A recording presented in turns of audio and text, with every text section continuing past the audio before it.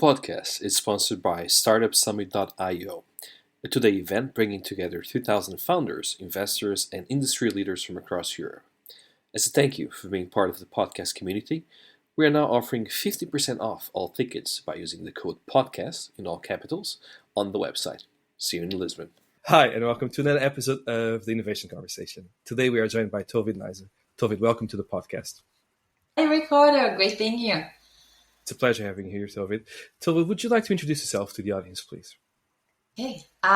Very short. I'm a business storyteller, which means that I help companies and founders, mostly tech companies, tell their story, communicate it to the world, to the audience in a way that's clear, memorable, creative, out of the box. They can do that internally. They should do that internally and externally to get the eyeballs of their investors and their buyers and stakeholders, as well as their employees. Anyone there who understands better what the story is, feel more mission-driven and connected to the values of the company. And how did you get started?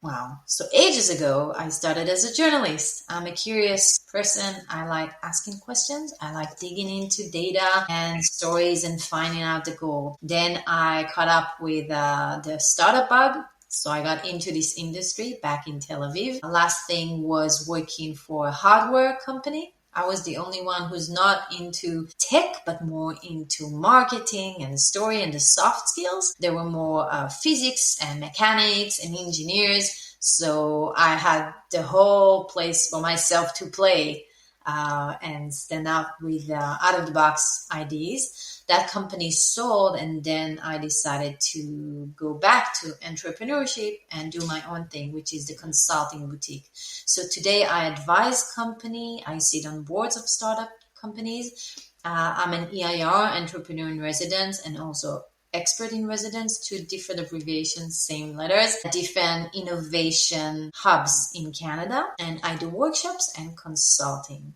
for different companies.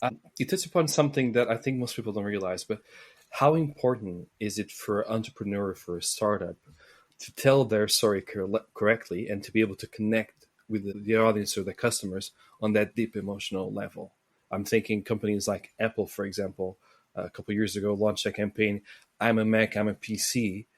And all that meant was that the whole generation of millennials was like, ooh, actually, I'm more of a Mac myself than a PC. I'm not a traditional, boring office job type individual. Actually, I'm more entrepreneur, crazy person. I like wearing jeans and a t-shirt, and that's how I want to, rock up to the world.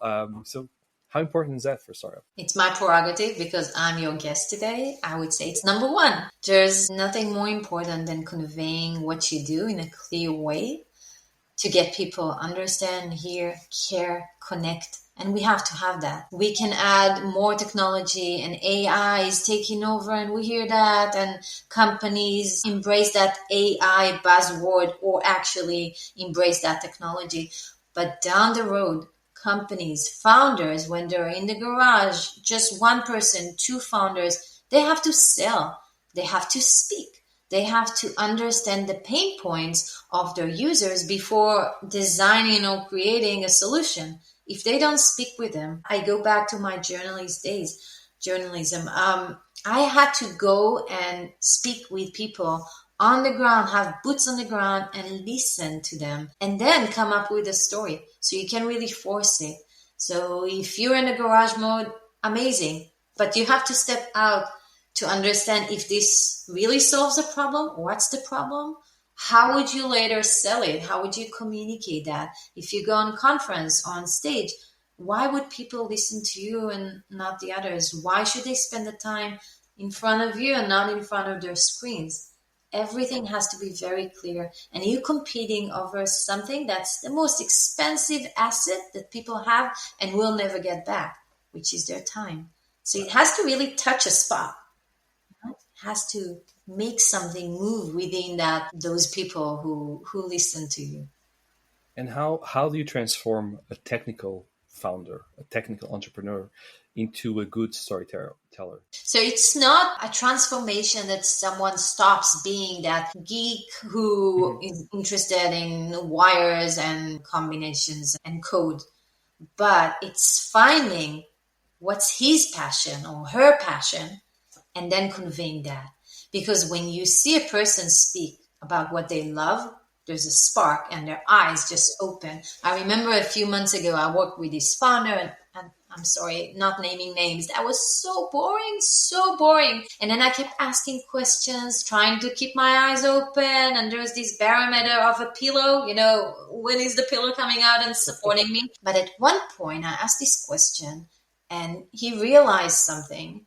And then he started telling me a story of, the inception. Why? What happened? And then suddenly he had this huge smile on his face. So I was curious, and then he got my attention. I was more willing to listen, more willing to wait for even, he forgot a word. He was slow, but then there's something in the communication that changed. So he's still the same person. He's not a fast speaker. He's not very articulate maybe, but when you have a connection between human beings, when there are emotions coming out and you see why they're doing what they're doing, they don't need a lot of words to convey that and magnet people to them. So I don't promise you that people are different, but I help them find out what makes them so happy and passionate about what they do and crystallize it. Take the fluff off, away. Start with something captivating with a hook. I just finished a call with a few founders now, and they're doing something amazing, super needed, but their pitch was overburdened with so many facts and there was no clear order. It didn't start with the beginning. It started somewhere. There were so many not flaws, but the mistakes that usually are being made by founders, because this is not natural for everyone. And I guided them step by step and started by asking, what was that moment that you decided to throw your job and solve a problem you saw during that job? And don't just tell me, this is the money we're raising, this is a huge opportunity, this is the SAM and the TAM and all these buzzwords and figures that we need to show. No, tell me why you're doing what you're doing. How would it touch me? How would it influence and improve my life? Tell me something about that. Take me through a journey of life is okay and then something happens. You need help. This is me. And then life is back to being great. I want that. I'm thinking about something, but do you think that all brands or all companies should connect with people on an emotional level instead of just a logical level? Because I think a lot of people, especially in technology, they tend to think we are the best because of A, B, and C. But then when we do connect with them emotionally, obviously our attachment to their mistakes, to their progress, is much, much higher. And we actually trying to figure out the technical elements in more depth than we would normally. I don't know. What do you think about this? I think emotions are super important. This is so basic. This is the way we remember. This is the way we feel. This is the way we connect. So we have to dive very deep into our motivation and their needs. I always say there's a triangle. So you start with the audience, then the goal. What do you want to get out of this call? What do you want to get out of this speech or whatever? And then there's you. What's in it? What's that story? What prompted you to do what you do? What makes you the best problem solver? But we have to think of what is the problem of them, of the audience that you are addressing. And the audience could change, of course. It could be the buyers, it could be employees and future employees that you want to onboard and hire, and it could be investors, any stakeholders that you want their money, you want their opinion, you want their time. So think where they're at. What's that moment? What keeps them up at night? And then what do you want to get out of that conversation or meeting? And then why you? What's that thing about you that connects these three dots? But it's very simple. And what do you think the entrepreneurs should think about when they're changing their speech from, let's say, talking with a very technical investor to talking to a very emotional investor? Like, how should they be able to read the cues? Or is there any better way of doing the presentation where they can just look, okay, this is a very technical person, I can talk about all the facts and stats, or this is a very emotional person? So is there a better way of doing presentations and just getting your message across? So, of course, like I said, you have to start with the audience. And if you can, you always have to try and do a lot of homework. Listen to them before, listen to podcasts, hear their jargon, hear their temper, their energy, the pace. Sometimes, people speak very slowly and you're a fast speaker. You need to adjust and prepare for that and just be very comfortable with who they are. So if you can see a video of them, you're not surprised. You know how they use their hands and if they're, a soft talker, loud talker, etc. So you prepare. And then you come to that meeting, you already know how to address them. If they're interested in the dry facts and that's it, dry details, do that. Don't overburden them with information they don't need. But if they go through the fluff and the soft figures and soft details, go there. But play it by ear. I mean, you need to adjust. And that's why I go back to communication and knowing who you're speaking to, knowing how to speak with them, knowing how to make them feel very comfortable. That's a lot to do with my experience with journalism. Asking hard questions without them feeling very intrusive, making the others feel so relaxed that they overshare things that they didn't plan to. And that's good because that's where the goal. People try to put their guards up, but behind that, the goal lies. And that's what we want. We want people to feel comfortable enough during pauses. So we need to feel comfortable. Like I'm saying something now and then taking a breather. In that breather, if I ask you a question, I should wait and count a few more seconds afterwards. Because maybe there's something you wanted to say and I need to read your expressions, the facial expressions and body language. Are you comfortable enough? Are you sharing enough? Do you want to share something? And this is good for the very early stages when you go out and speak with your potential buyers before you even design something, your customers. But later on, to feel comfortable enough with that investor who hasn't invested yet, but we're building on a relationship and it's long going. It's one of the things I realized from interviewing so many entrepreneurs, both when they're starting out, but also when they get really, really successful, is that their ability to tell a story often defines how successful they're going to be. So I've met people who are not able to articulate what their startup does. And that is an issue because if I don't see what you're doing, if I don't understand what you're doing, how can I buy into it? Like I'm really going to struggle. And if I struggle to do that, I think most of the audience will. And the same thing happens and then you see the progression of that. And then when they are very, very successful, when they tell their story, they are able to break it down in sizable chunks of information. And everyone can actually understand what they're saying, regardless if you're very technical or not. And sometimes we talk with people who have done amazing things in AI, and it's just breaking it down. Okay, so we build this little computer, and it does that, and gives this analysis and that analysis. Okay, I get it. Being overly technical. So yeah, it's quite important, isn't it? Just being able to fully explain what you're doing and know your audience. It's crucial.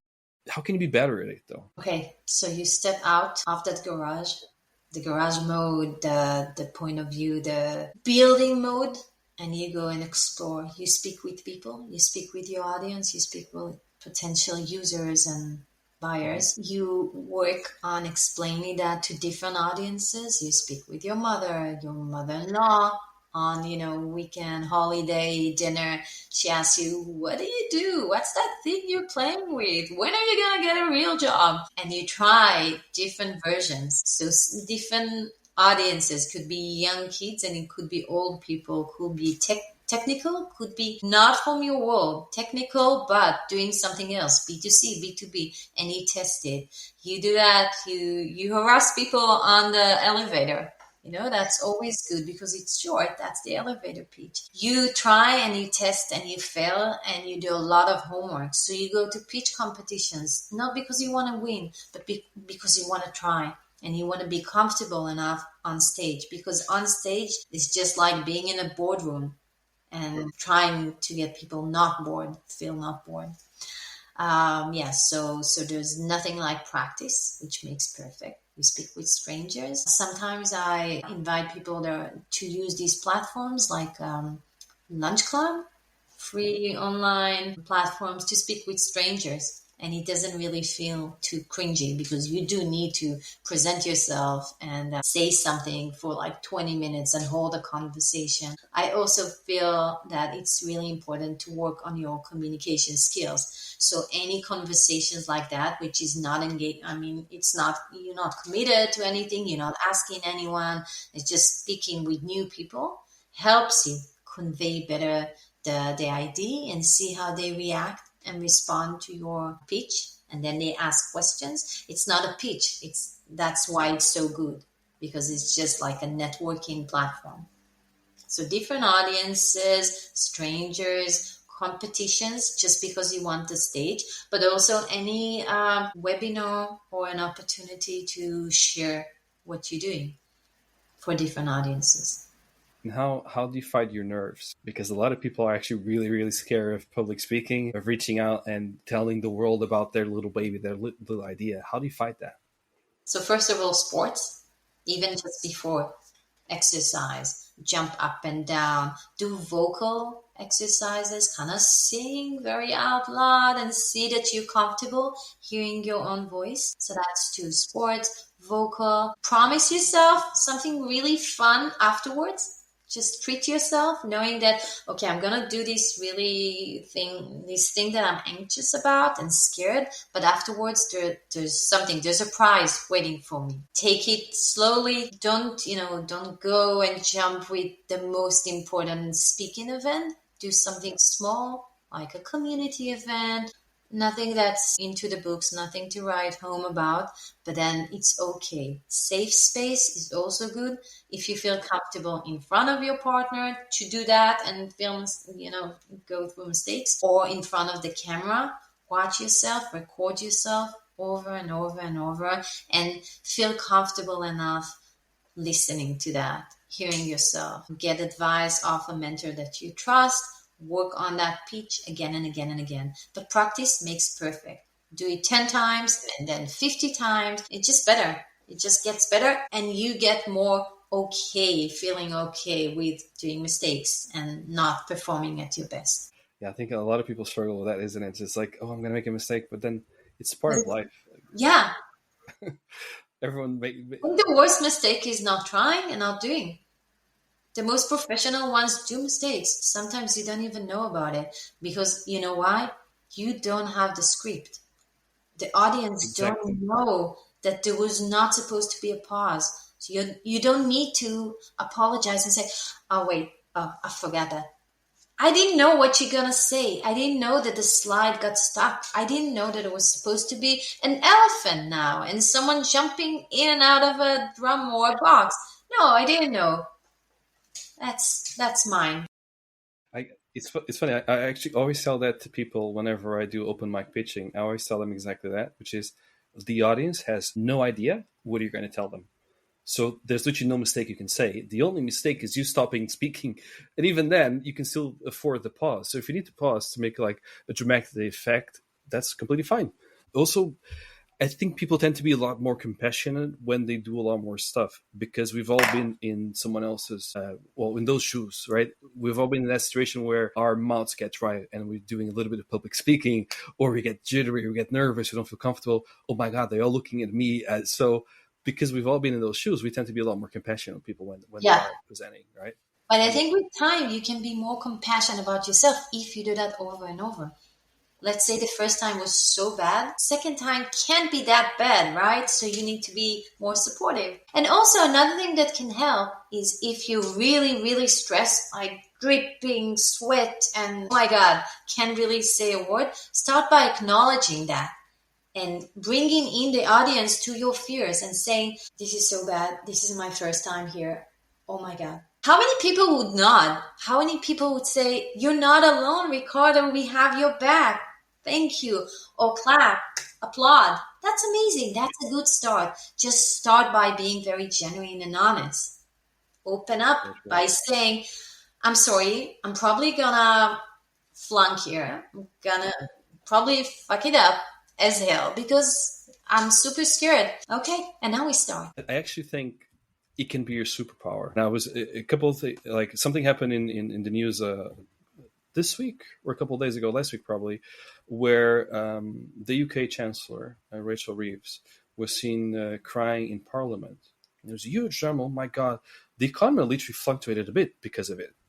And I was just thinking, well, this is actually superpower. It's not a weakness. Quite on the contrary. She's just showing us she's actually human. She was probably overloaded with something. And then she was not crying because she was not doing her job well. She was just overwhelmed with everything happening around her, which is completely fine.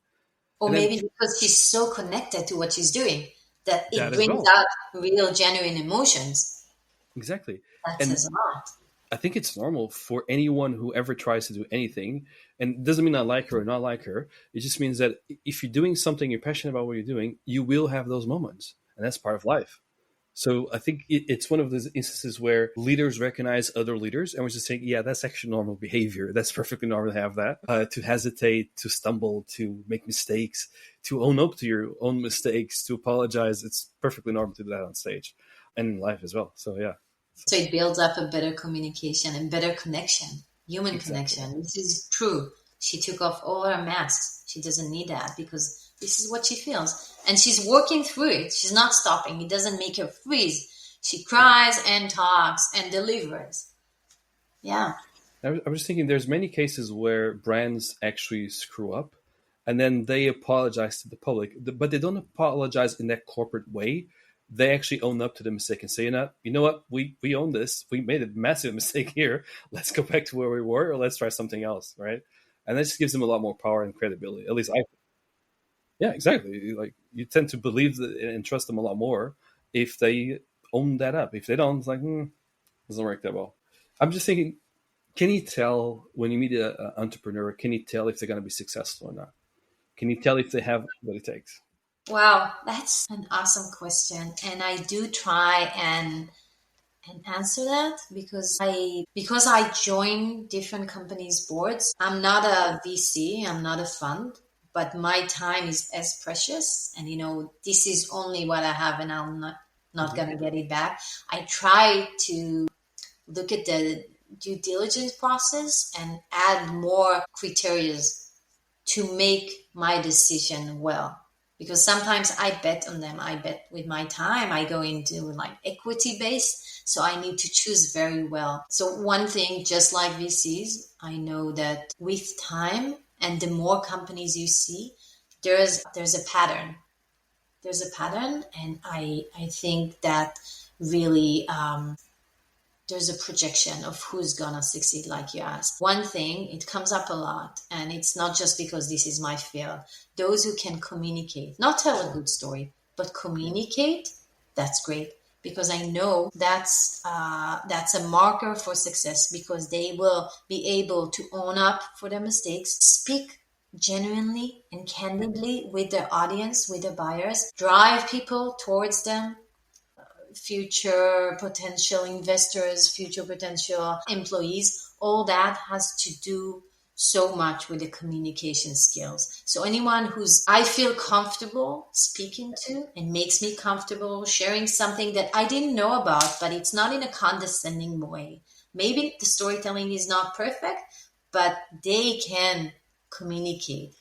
And these are people that magnet others who want to work for them, work with them, go the long way. So that's one thing. There's something about age. I'm trying not to be ageist, but I do think that the older you get, the more experience you have, you've done more mistakes, saw a lot of changes, and I would put my chips more towards these people. But, younger, have nothing to lose. They're just experimenting. They can go faster. Nothing's holding them back. There's a thing, but I do tend to see more success. It's a loop that feeds itself, because a second timer has more chances, etc. And if you live longer, you did more work, more experience, that shows. But communication above and before all, age and wisdom. Immigrants also, we talked about it off the record before when we started. There's something about not having a plan B and going through a major life event, need to reinvent yourself. That's entrepreneurship. That's what founders do. Going through a lot of going through a lot of changes. I don't think that there's anything so huge on a person's life than moving country, culture, leaving everything behind, reinventing themselves, their social space, having no social circles. Everything is new, nothing to bounce back to. That gives people a lot of heads up in entrepreneurship. And we see that a lot. A lot of the major companies started with people who left one thing to the unknown, needed to reinvent themselves, create something out of nothing, and build up. So that gives them a lot of resilience, all these characteristics that are needed to go through a very long path and road of unknowns. So embracing that ambiguity comes from being a new person in a new setting. There's something I've always been quite impressed about, which is the people who did the Oregon Trail in the US, right? They were coming in from Europe and they put themselves in the caravan and drove or rode, I'm not sure which one, all the way to the West Coast. I'm like, this is absolutely mental. And the stories and transformations that must have gone through in that journey reminds me exactly of that. An immigrant reminds me of people launching businesses. Because when you first start in a business, and then a year down the line, 2 years down the line, you're not the same person. So much has changed. You've grown so much. And regardless if you're successful or not, a lot has changed.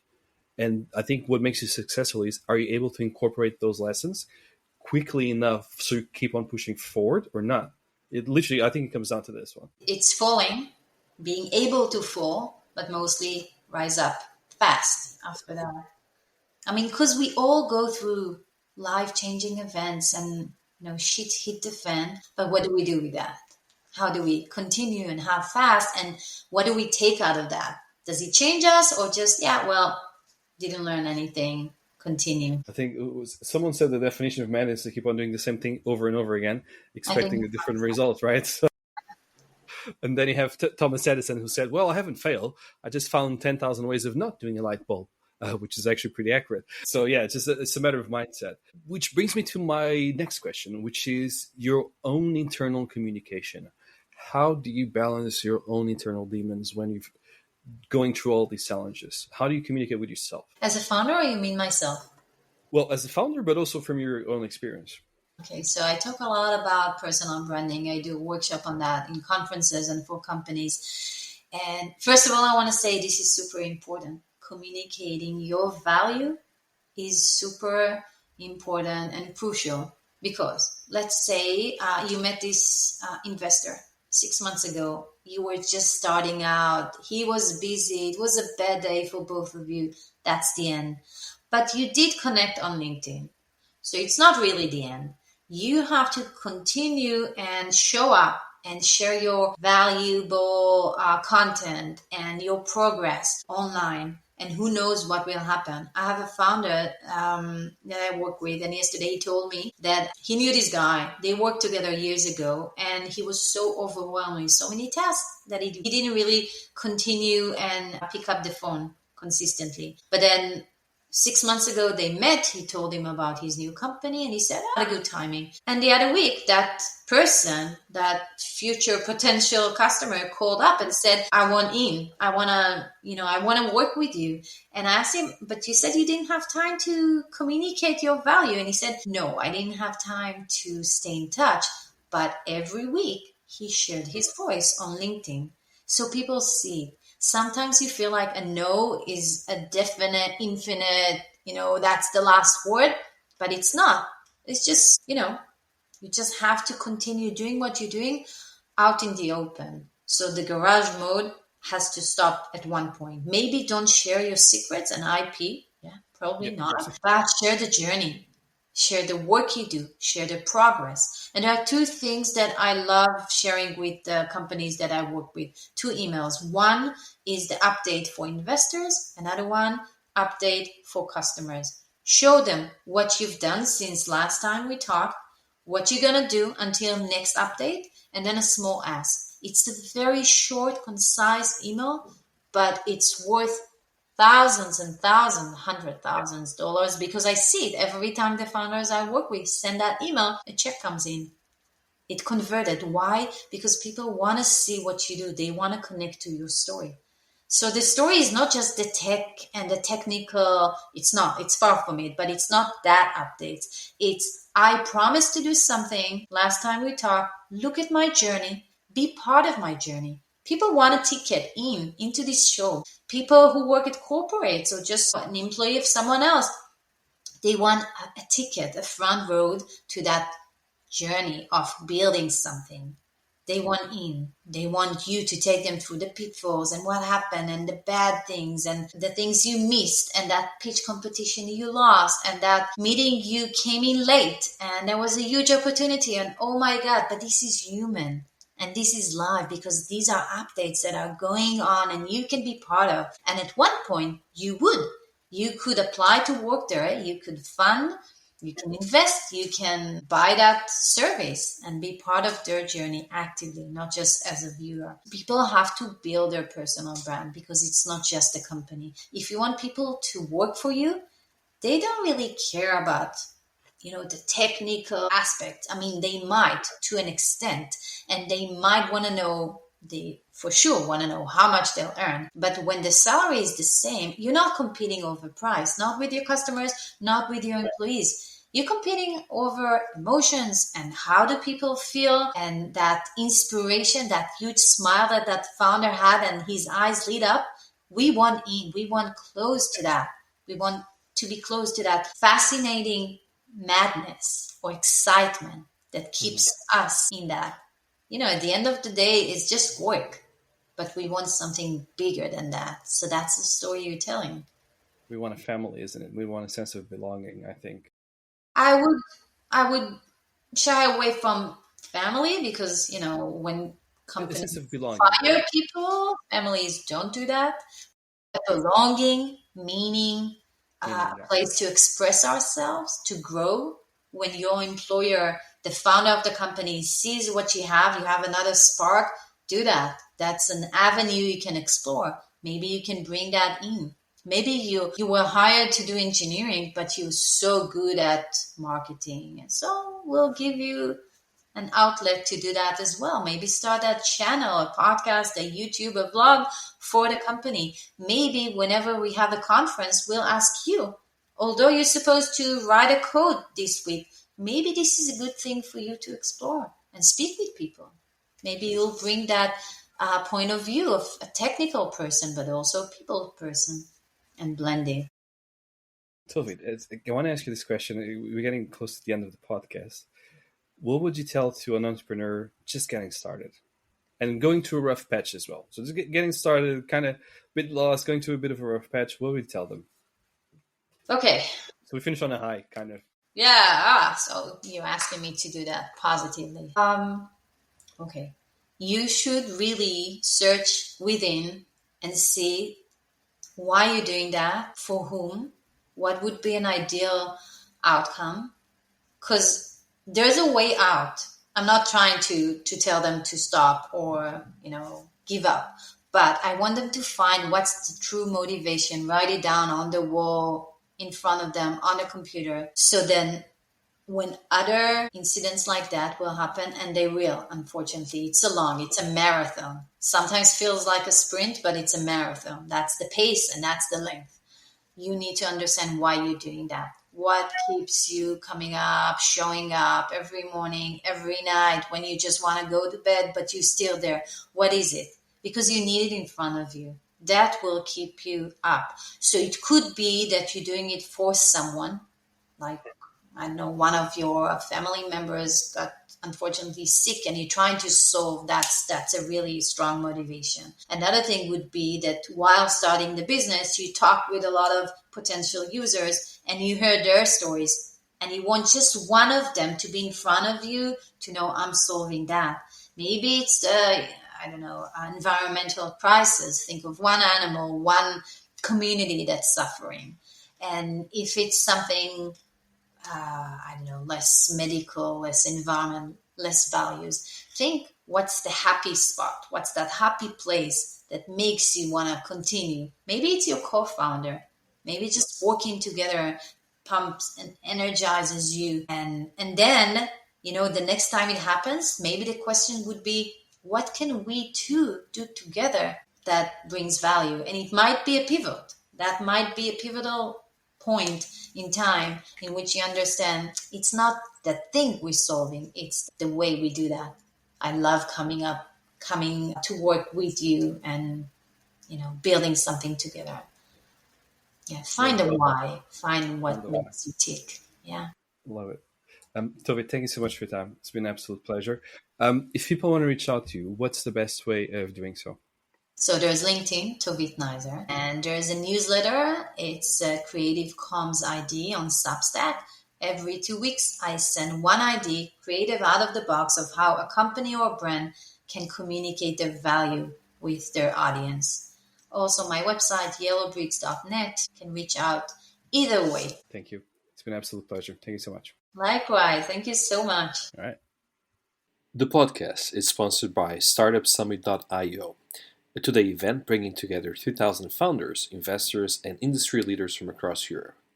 As a thank you for being part of the podcast community, we are now offering 50% off all tickets by using the code PODCAST in all capitals on the website. See you in Lisbon.